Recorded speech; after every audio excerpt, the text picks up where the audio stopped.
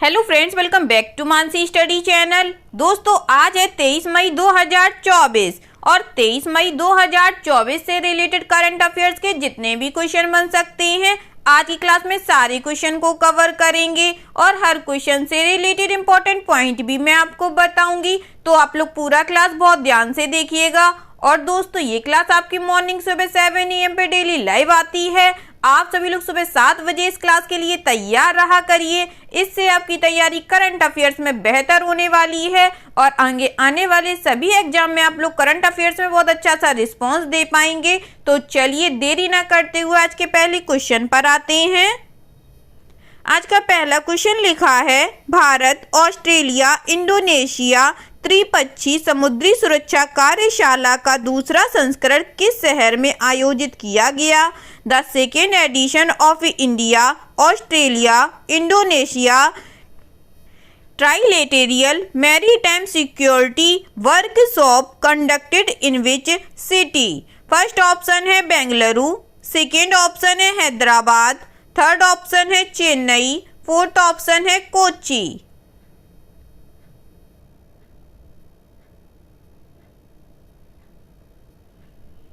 जल्दी से बताइएगा दोस्तों, इस क्वेश्चन का राइट आंसर क्या हो जाएगा?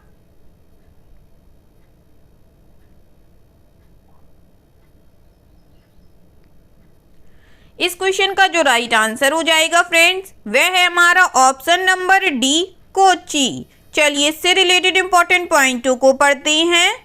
भारत, ऑस्ट्रेलिया, इंडोनेशिया त्रिपक्षीय समुद्री सुरक्षा कार्यशाला का दूसरा संस्करण क्षेत्र में 3 समुद्री पड़ोसियों के बीच चल रही समुद्री सुरक्षा चुनौतियों और सहयोग के अवसरों पर चर्चा के बाद संपन्न हुआ। कार्यशाला का विषय हिंद महासागर क्षेत्रीय समुद्री सुरक्षा बढ़ाने के लिए सहयोगात्मक प्रयास था। यह अभ्यास INS द्रोणाचार्य, कोच्चि, भारत में आयोजित किया गया था। ठीक है दोस्तों, चलिए आगे बढ़ते हैं और नेक्स्ट क्वेश्चन देखते हैं। नेक्स्ट क्वेश्चन लिखा है फ्रेंड्स, मई 2024 में किस बैंक ने 6.125 करोड़ रुपए में CCIL IFSC लिमिटेड में 6.125% हिस्सेदारी हासिल करने के लिए लेन देन दस्तावेजों को निष्पादित किया है? Which bank has executed transactions documents to acquire a 6.125% stake in CCIL IFSC Limited for 6.125 crore रुपए in May 2024? फर्स्ट ऑप्शन है भारतीय स्टेट बैंक, सेकेंड ऑप्शन है एक्सिस बैंक, थर्ड ऑप्शन है यस बैंक, फोर्थ ऑप्शन है HDFC bank.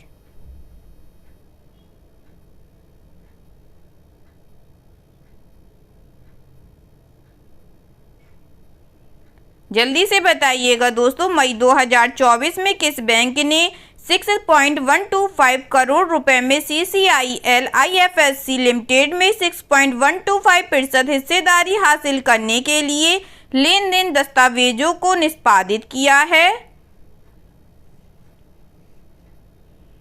इस question का जो right answer हो जाएगा फ्रेंड्स, वह है हमारा option number A, state bank of India ने। चलिए इससे रिलेटेड इंपॉर्टेंट पॉइंटों को पढ़ते हैं। भारतीय स्टेट बैंक ने 6.125 करोड़ रुपए में CCIL IFSC लिमिटेड में 6.125% हिस्सेदारी हासिल करने के लिए लेन देन दस्तावेजों को निष्पादित किया है। CCIL IFSC, जिसे क्रमशः 200 करोड़ रुपए और 100 करोड़ रुपए की अधिकृत और चुकता पूंजी के साथ शामिल किया जाएगा, विदेशी मुद्रा निपटान प्रणाली संचालित करेगा और गिफ्ट सिटी के भीतर IFSC में क्लियरिंग हाउस और सिस्टम ऑपरेटर के रूप में कार्य करेगा। ठीक है दोस्तों, चलिए आगे बढ़ते हैं और नेक्स्ट क्वेश्चन देखते हैं। नेक्स्ट क्वेश्चन लिखा है फ्रेंड्स, विश्व का सबसे ऊंचा प्रतिस्पर्धी स्विमिंग पूल किस देश में खोला गया है? The world's highest competitive swimming pool has been opened in which country? First option है भारत, सेकेंड ऑप्शन है मालदीव, थर्ड ऑप्शन है भूटान या फोर्थ ऑप्शन है मॉरिशस। जल्दी से बताइएगा दोस्तों, विश्व का सबसे ऊंचा प्रतिस्पर्धी स्विमिंग पूल किस देश में खोला गया है? इस क्वेश्चन का जो राइट आंसर हो जाएगा फ्रेंड्स, वह है हमारा ऑप्शन नंबर सी, भूटान में। चलिए इससे रिलेटेड इंपॉर्टेंट पॉइंटों को पढ़ते हैं। वर्ल्ड एक्वेटिक्स ने भूटान में समुद्र तल से 2400 मीटर की रिकॉर्ड ऊंचाई पर पहला प्रतिस्पर्धी स्विमिंग पूल खोलने की घोषणा की है। यह पूल क्षेत्र में जलीय खेलों को बढ़ावा देने के लिए पूल्स फॉर ऑल प्रोग्राम का हिस्सा है। तैराकी के वैश्विक शासी निकाय ने अधिक देशों और क्षेत्रों के लिए सुलभ जलीय सुविधाएं सुनिश्चित करने के लिए 2019 में कार्यक्रम शुरू किया। ठीक है दोस्तों, चलिए आगे बढ़ते हैं और नेक्स्ट क्वेश्चन देखते हैं। नेक्स्ट क्वेश्चन लिखा है फ्रेंड्स, यस बैंक ने व्यवसाय वृद्धि को बढ़ावा देने के लिए अभिज्ञात वर्ग और उभरते समृद्ध वर्ग को लक्षित करते हुए यस ग्रैंडियर लेवल के तहत प्रीमियम बैंकिंग सेवाएं शुरू की हैं। यस बैंक का मुख्यालय कहाँ है? Yes bank has launched premium banking services under the level yes grandeur targeting elitier and rising affluent classes to drive business growth. Where is the headquarters of Yes Bank? First option है बेंगलुरु में, second option है new Delhi में, third option है चेन्नई में या fourth option है मुंबई में।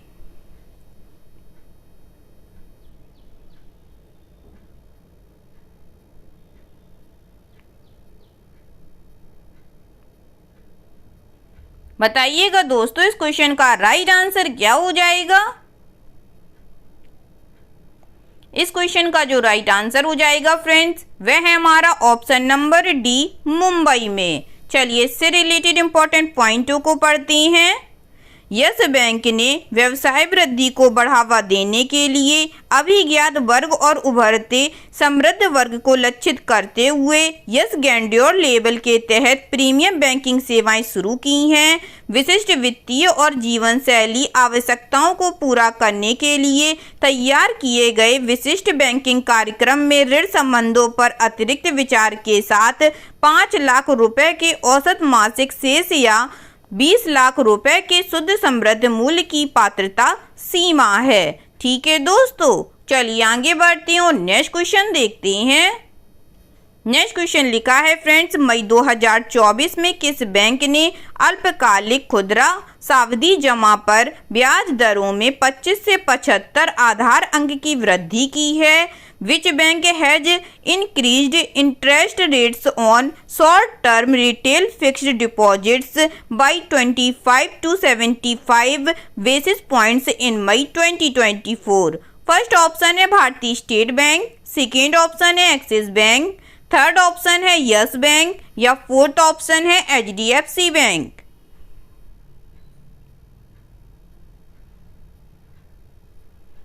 बताइएगा दोस्तों, मई 2024 में किस बैंक ने अल्पकालिक खुदरा सावधि जमा पर ब्याज दरों में 25 से 75 आधार अंक की वृद्धि की है? इस क्वेश्चन का जो राइट आंसर हो जाएगा फ्रेंड्स, वह है हमारा option number A, state bank of India ने। चलिए इससे रिलेटेड इंपॉर्टेंट पॉइंटों को पढ़ते हैं। भारत सरकार ने अल्पकालिक खुदरा सावधि जमा पर ब्याज दरों में 25 से 75 आधार अंक की वृद्धि की है। दिसंबर 2023 के बाद से बैंक द्वारा सावधि जमा दरों में यह पहली वृद्धि है। भारत के सबसे बड़े बैंक ने 8 परिपक्वता अवधियों में से 5 पर घरेलू थोक सावधि जमा पर ब्याज दरों में 10 से 50 आधार अंकों की वृद्धि की। नई ब्याज दरें 15 मई 2024 से प्रभावी हैं। यह जमा दर वृद्धि जमा वृद्धि से अधिक ऋण वृद्धि की पृष्ठभूमि में आती है। ठीक है दोस्तों, चलिए आगे बढ़ते हैं और नेक्स्ट क्वेश्चन देखते हैं। नेक्स्ट क्वेश्चन लिखा है फ्रेंड, संजीव पुरी को 2024-25 के लिए भारतीय उद्योग परिसंघ का नया अध्यक्ष नियुक्त किया गया है। यह वर्तमान में किस कंपनी के अध्यक्ष हैं? Sanjiv Puri has been appointed as the new president of the confederation of India Industry for 2024 to 2025. He is currently the chairman of which company? First option है इन्फोसिस, सेकेंड ऑप्शन है EY इंडिया, थर्ड ऑप्शन है Tata chemicals limited या fourth option है ITC limited.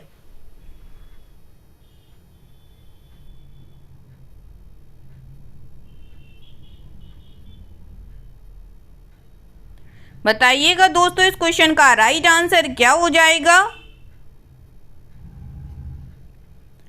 इस question का जो right answer हो जाएगा फ्रेंड्स वह है हमारा option number D, ITC limited. चलिए इससे रिलेटेड इंपॉर्टेंट पॉइंटों को पढ़ते हैं। शीर्ष उद्योग मंडल भारतीय उद्योग परिसंघ को ITC लिमिटेड के अध्यक्ष एवं प्रबंध निर्देशक संजीव पुरी के रूप में नया अध्यक्ष मिला है। पुरी जो IIT कानपुर और वॉर्टन स्कूल ऑफ बिजनेस के पूर्व छात्र हैं। इन्होंने 2024-25 के लिए CII के अध्यक्ष के रूप में पदभार ग्रहण किया है, जबकि EY इंडिया के चेयरमैन राजीव मेमानी ने 2024-25 के लिए CCI के नामित अध्यक्ष का पदभार संभाला है। ठीक है दोस्तों, चलिए आगे बढ़ते हैं और नेक्स्ट क्वेश्चन देखते हैं। नेक्स्ट क्वेश्चन लिखा है friends, India first life insurance के नए MD और CEO के रूप में किसे नियुक्त किया गया है? Who has been appointed as new MD and CEO of India First Life Insurance? First option है रजनीश कुमार को, सेकेंड ऑप्शन है जोशित रंजन सिकीदार को, थर्ड ऑप्शन है दीपक मोहंती को या फोर्थ ऑप्शन है ऋषभ गांधी को।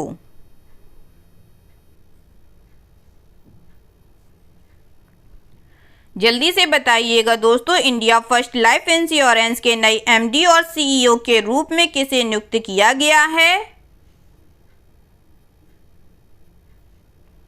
इस क्वेश्चन का जो राइट आंसर हो जाएगा फ्रेंड्स वह है हमारा option number D, Rishabh Gandhi को। चलिए इससे रिलेटेड इंपॉर्टेंट पॉइंटों को पढ़ते हैं। इंडिया फर्स्ट लाइफ इंश्योरेंस के बोर्ड ने उप मुख्य कार्यकारी अधिकारी ऋषभ गांधी को MD और CEO के रूप में पदोन्नत करने की मंजूरी दे दी है। वह प्रबंध निर्देशक और CEO RM विशाखा का स्थान लेंगे, जो 30 जून को सेवानिवृत्त होंगे। गांधी का कार्यकाल 5 वर्ष का होगा, जो 1 जुलाई या विनियामक अनुमोदन प्राप्त होने की तिथि जो भी बाद में हो से प्रभावी होगा। ठीक है दोस्तों, चलिए आगे बढ़ते हैं और नेक्स्ट क्वेश्चन देखते हैं। नेक्स्ट क्वेश्चन लिखा है फ्रेंड्स, मई 2024 में एक उल्लेखनीय उपलब्धि हासिल करने के लिए खबरों में नजर आए निषाद कुमार निम्नलिखित में से किस खेल से जुड़े हैं? Nishad Kumar who was seen in news in May 2024 for achieving a remarkable achievement is associated with which of the following sport? First option है ऊंची कौंद में, सेकेंड ऑप्शन है गोला फेंक में, थर्ड ऑप्शन है शूटिंग में या फोर्थ ऑप्शन है वुशु में।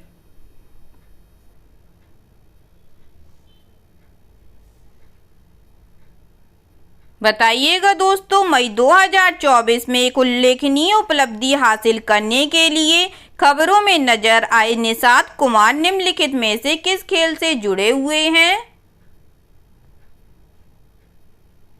इस क्वेश्चन का जो राइट आंसर हो जाएगा फ्रेंड्स वह है हमारा option number A, high jump में। चलिए इससे रिलेटेड इंपॉर्टेंट पॉइंटों को पढ़ते हैं।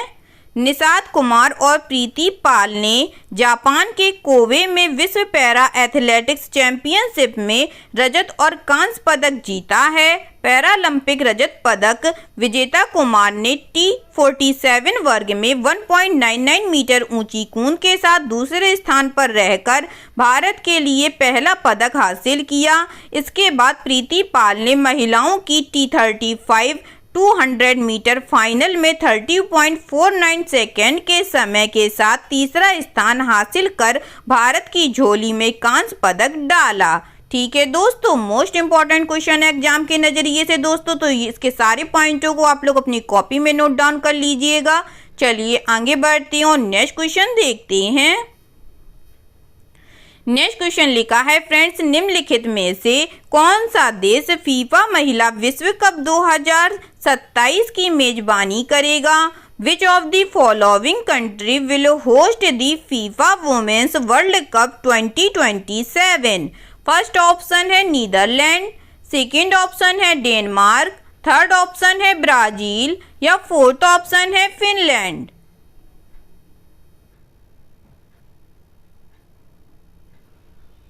जल्दी से बताइएगा दोस्तों, निम्नलिखित में से कौन सा देश फीफा महिला विश्व कप 2027 की मेजबानी करेगा?